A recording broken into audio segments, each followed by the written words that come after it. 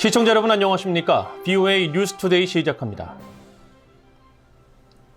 북한이 러시아와의 관계를 강화하면서 더 당당한 태도를 보이고 있으며 중국, 러시아, 이란과의 연대 강화 움직임을 보이고 있다고 미국 국방장관이 지적했습니다. 국무부 고위관리는 한국 등과의 협력을 거론하면서 미국이 인도태평양 지역 동맹 파트너들과 전례 없이 연대하고 있다고 밝혔습니다. 첫 소식 조은정 기자가 보도합니다.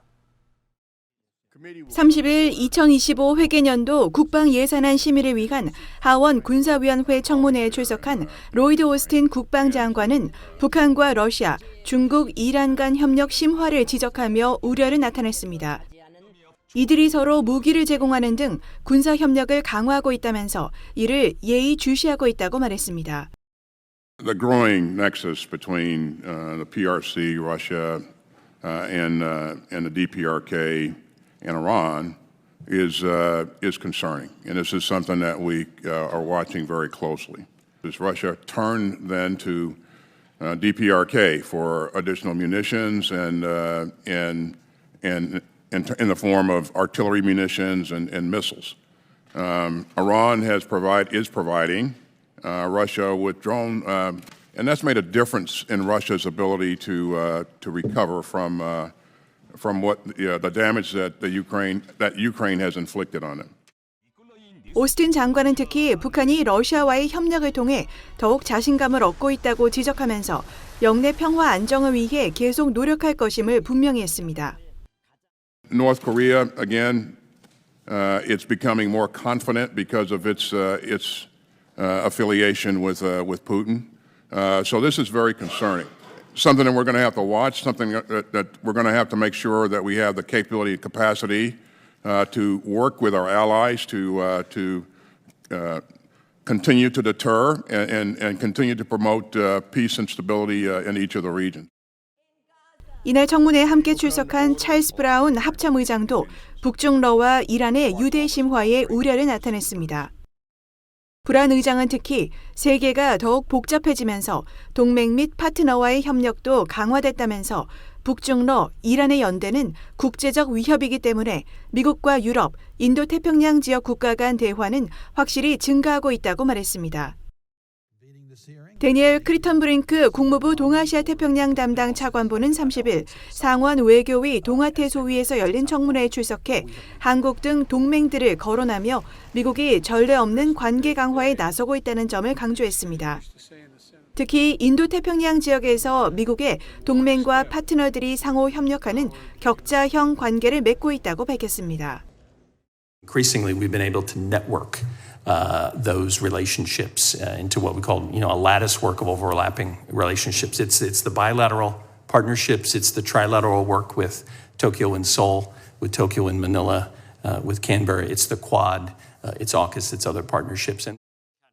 크리튼브링크 차관보는 인태지역 동맹, 파트너들과의 관계가 그 어느 때보다 강해졌으며 이 지역에 대한 미국의 접근 방식을 매우 자랑스럽게 생각한다고 말하고 타이완 해협의 안정을 지지하는 국제연합을 강화하기 위해 노력하고 있다고 밝혔습니다. 그러면서 영내에서 일방적인 현상 변경에 반대하며 타이완과의 교류를 확대해야 한다는 점을 다시 한번 강조했습니다. VOA 뉴스 조은정입니다. 한국 대통령실이 최근 비핵화 중간 단계는 없다는 미국 측 입장을 확인했다고 밝힌 가운데 미국 백악관이 한반도 비핵화와 관련해 중간 단계를 고려할 용의가 있다는 점을 거듭 확인했습니다. 백악관 국가안보회의 NSC 대변인은 30일 VOA의 관련 질문에 미국은 중간 단계를 고려할 용의가 있다고 말함으로써 북한과의 신뢰 구축과 비핵화를 향한 진전에 시간이 걸린다는 것을 인식하고 있다는 점을 분명히 하고 있다고 말했습니다.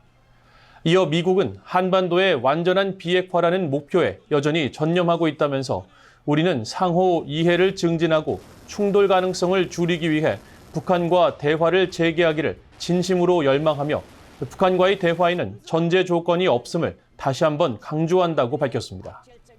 앞서 장호진 한국 국가안보실장은 지난 27일 한국 공영방송 KBS의 TV 시사 프로그램에 출연해 미국이 핵 동결과 제재 완화를 맞바꾸려는 협상안을 검토 중인 게 아니냐는 우려가 있다는 지적에 그 문제에 대해서는 이미 미국의 상당한 고위층을 포함해 여러 차례 그럴 계획이 없으며 중간 단계가 없다는 것을 여러 번 확인했다고 말한 바 있습니다.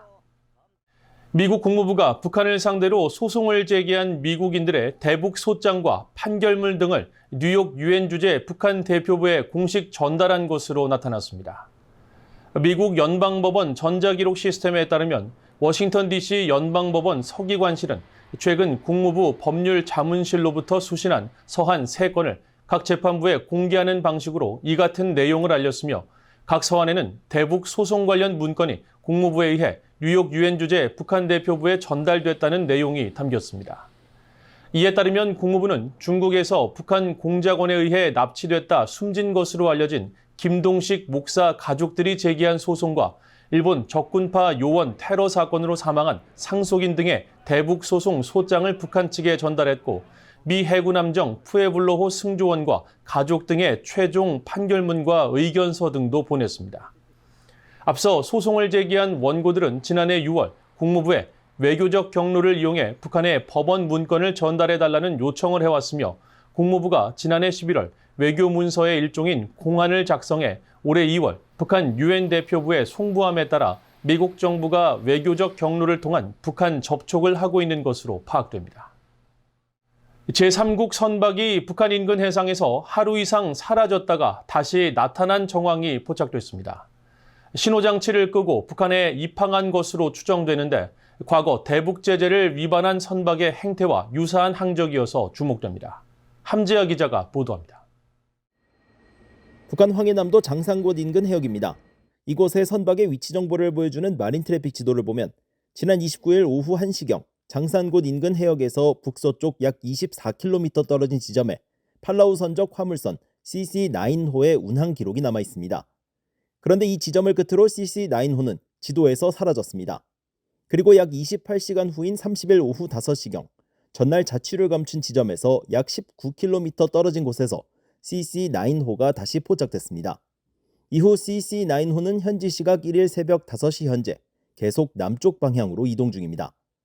북한 방향으로 운항하던 CC9호가 황해남도 인근 해역에서 선박의 위치 정보를 발신하는 자동 식별장치 AIS를 껐고 다음 날 비슷한 지점에서 AIS를 켠 뒤 다시 등장해 북한 해역을 벗어나고 있는 것으로 추정되는 움직임입니다.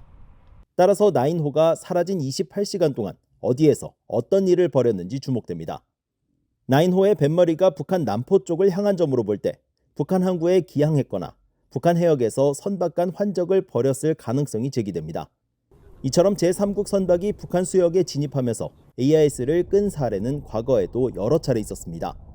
앞서 BOA는 북러 무기거래 현장으로 지목된 북한 라진항에서 위성사진을 통해 대형 선박의 입출항 장면을 확인했지만 AIS 자료에 근거한 마린 트래픽 지도에서 이들 선박을 단 한 척도 찾을 수 없었습니다.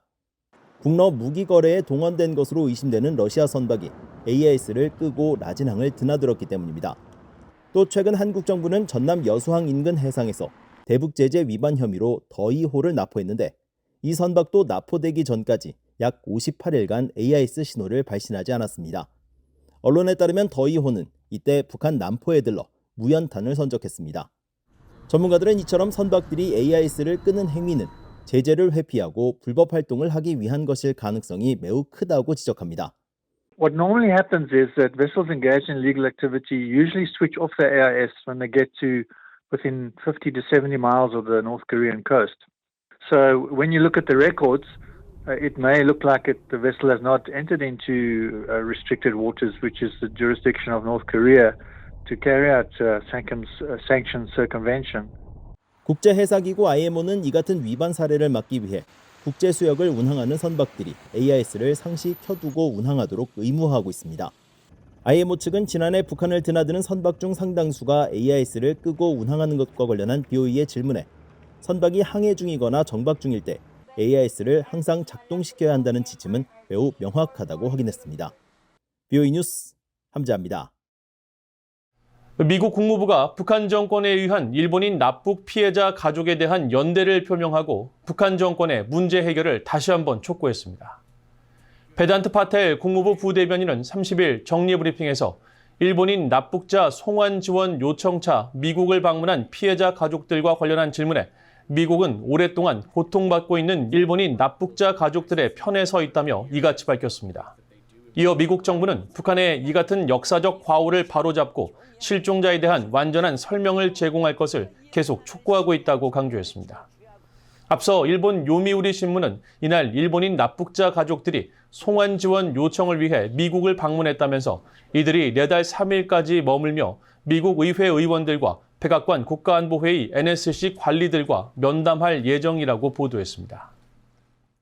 줄리 터너 미국 국무부 북한인권 특사가 재미 이산 가족들과 만나 이산 가족 상봉 방안을 논의하고 조속한 상봉을 위해 함께 노력할 것이라고 밝혔습니다. 국무부는 29일 사회연결망 서비스 X에 터너 대사가 시카고에서 한인 커뮤니티와 만났다며 이들은 이산가족 문제와 북한 인권 문제에 대응하고 탈북민들을 지원해왔다고 밝혔습니다. 그러면서 앞으로도 이산가족 상봉과 북한 주민의 존엄성을 증진하기 위해 이들과 함께 노력할 것이라고 덧붙였습니다. 재미 이산가족 상봉추진위원회 이차희 사무총장은 30일 BOA에 북한 내 가족들과 상봉이 이루어질 수 있도록 미국 정부가 조속히 북한과 대화에 나서달라고 호소했다고 전했습니다. 또 상하원에 계류 중인 이산가족 국가등록법안의 진전 상황에 대해서도 논의했다고 전했습니다. 명예훈장을 수운한 한국전쟁 참전용사들 가운데 마지막 생존자였던 랠프 퍼켓 주니어 미국 육군 예비역 대령의 유해가 미국 의회 의사당에 안치돼 조문을 받았습니다. 미국 의회의 여야 의원들은 초당적으로 고인의 용기와 희생에 각별한 경의를 표했습니다. 이조은 기자가 보도합니다. You can do it. You are better than 향년 97세를 일기로 지난 8일 별세한 한국전 참전용사 랠프 퍼켓 주니어 미 육군 예비역 대령의 유해가 29일 연방의사당 광장에 도착했습니다. 상자에 담긴 유해는 성조기와 함께 의회 지도부의 예우를 받으면서 의사당 동쪽 계단을 따라 운구돼 2층 중앙홀 로툰다에 안치됐습니다. 명예훈장을 수운한 한국전 참전용사 중 마지막 생존자였던 고인의 영웅적 행동과 다른 모든 한국전 참전용사를 기리기 위해 전현직 대통령 등에게만 제공되는 최고의 예우가 이뤄진 겁니다. 추모식은 마이크 존슨 하원 의장과 미치 맥코넬 상원 공화당 대표, 하킴 제프리스 하원 민주당 대표와 에이미 클로버샤 민주당 상원 의원, 그리고 로이드 오스틴 국방장관과 데니스 맥도너 보훈장관 등 180여 명이 참석한 가운데 엄수됐습니다. 의원들은 퍼켓 주니어 대령의 희생 정신에 경의를 표했습니다.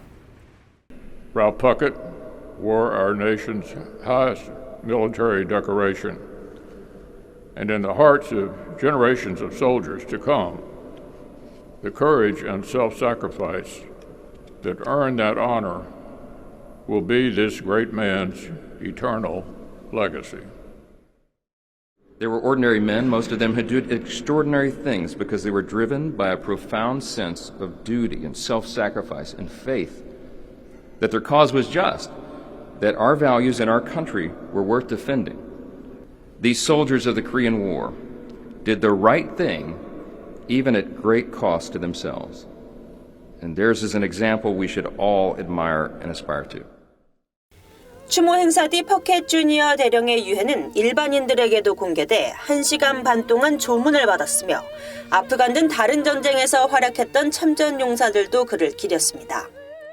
Today is an opportunity for our country to come together and recognize a hero. Colonel Puckett has been an outsized figure within the Ranger community, within the Army, within the military, and for our country.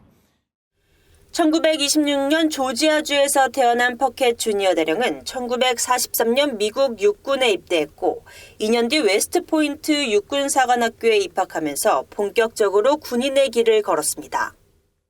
이후 1950년 11월 25일 미 제8군 유격중대 중대장으로 한국전쟁에 참전해 평양북도 소재 205고지 진지를 6회에 걸쳐 사수하고 대원들의 목숨을 구하는 데 큰 공을 세웠고 2021년 조 바이든 대통령은 그에게 최고 훈격인 명예훈장을 수여했습니다. 또 지난해에는 미국을 국빈 방문한 한국 윤석열 대통령으로부터 한국 최고 무공훈장인 태극 무공훈장을 받기도 했습니다. 참전용사의 유해가 의사당에 안치된 건 2022년 제2차 세계대전 참전용사로 명예훈장을 받은 허셀 윌리엄스 해병대 예비역 상병에 이어 이번이 두 번째입니다. 24 젊은 나이에 목숨을 걸고 동맹을 지켰던 퍼켓 주니어 대령은 의원들의 마지막 인사를 받으면서 이곳 의사당 동쪽 중앙계단을 통해 운구됐습니다. 퍼켓 주니어 대령은 이제 자신의 고향인 조지아주에 안장돼 영면하게 됩니다. VA 뉴스 이존입니다.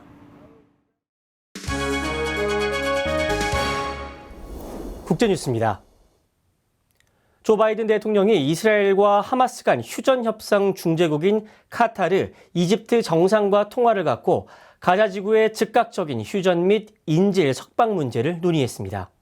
백악관은 29일 보도자료를 통해 바이든 대통령이 셰이크 타밈 빈 하마드 알타니 카타르 국왕과 전화 통화를 하고 이 같은 문제를 논의했으며 미국이 카타르와 함께 협상 조건의 완전한 이행을 위해 노력할 것임을 확인했다고 밝혔습니다. 또한 바이든 대통령이 압델 파타 LCC 이집트 대통령과도 별도의 전화회담을 갖고 관련 논의를 했으며 가자 지구의 인도적 지원을 늘리기 위한 계획도 검토했다고 백악관은 전했습니다. 현재 이집트 카이로에서는 이스라엘과 하마스의 휴전을 위한 협상이 진행 중이며 카타르와 이집트는 지난해 10월 7일 하마스의 이스라엘 기습 공격으로 촉발된 전쟁을 멈추기 위한 중재 노력을 계속해온 나라들입니다. 가자 지구 평화 회복을 위한 휴전 협상이 계속되는 가운데 이스라엘은 하마스와의 휴전 협상 결과와 무관하게 가자 지구 남단 라파에 대한 하마스 소탕전을 펼 것이라고 밝혔습니다. 이스라엘 총리실은 30일 성명을 통해 베냐민 네타냐후 총리가 모든 목표를 달성하기 전에 전쟁을 멈추겠다는 생각은 말도 안 된다면서 이같이 밝혔다고 전했습니다. 그러면서 우리는 협상 여부와 관계없이 라파에 입성할 것이며 하마스 군사력을 제거함으로써 완전한 승리를 거둘 것이라고 밝혔습니다. 이스라엘군이 공격하려는 라파에는 현재 가자지구 피난민 100만여 명이 몰려 있으며 미국 바이든 행정부는 라파에 대한 이스라엘의 소탕 작전에 부정적인 입장을 지속적으로 밝혀왔습니다. 지난 1월 러시아와 전쟁 중인 우크라이나 하르키우 지역에 떨어진 미사일은 북한산 미사일이라고 유엔 조사단이 확인했습니다. 로이터 통신은 29일 유엔 안보리 대북제재위원회 산하 전문가들이 이달 초 우크라이나를 방문한 뒤 유엔에 제출한 보고서를 인용해 2024년 1월 2일 우크라이나 하르키우에 떨어진 미사일에서 회수한 파편은 북한의 화성 11계열 미사일에서 나온 것이라고 전했습니다. 이 보고서에서 3명의 전문가들은 해당 미사일이 러시아에 의해 만들어졌다는 증거를 찾지 못했으며 우크라이나 당국이 제공한 미사일 궤적 정보는 이 미사일이 러시아 영토에서 발사됐음을 시사한다면서 이는 2006년 북한에 부과된 무기 금수 조치 위반이라고 강조했다고 로이터 통신은 보도했습니다. 현재 유엔 주재 러시아 대표부와 북한 대표부는 이 같은 보고서 내용에 대한 논평 요청에 응답하지 않고 있습니다. 미국 등 국제사회는 구체적인 증거를 제시하면서 북러 무기 거래 의혹을 제기해왔지만 북한과 러시아는 이를 부인하고 있습니다. 중국 해경선이 남중국해 영유권 분쟁 해역에서 필리핀 해경선에 또다시 물대포 공격을 가해 피해를 입는 사건이 발생했습니다. 필리핀 해경은 30일 발표한 성명에서 중국 해경 선박 2척이 이날 스카보로 암초 인근에서 순찰 임무 중이던 필리핀 해경 선박에 물대포 공격을 가했다면서 중국 해경의 이 같은 공격으로 선박 1척이 손상을 입었다고 밝혔습니다. 또 중국 측이 스카보로 암초로 진입하는 해안 입구를 막는 부유식 방벽을 설치했다고 필리핀 해경은 설명했습니다. 한편 중국 관영 글로벌타임즈 신문은 이날 중국 해경을 인용해 이 해역에 불법 침입한 필리핀 선박 2척을 퇴거 조치했다고 전하면서 중국이 스카보로 암초와 인접한 해역에 대한 영유권을 갖고 있다고 주장했습니다. 이번 충돌은 미국과 필리핀군이 지난 22일부터 다음 달 10일까지의 일정으로 양국 연례 연합해상훈련인 발리카탄 2024를 필리핀 북쪽과 서쪽 해역 등지에서 실시 중인 가운데 발생했습니다. 지금까지 국제뉴스였습니다. 이상으로 VOA 뉴스투데이를 모두 마칩니다. 시청해주신 여러분 고맙습니다.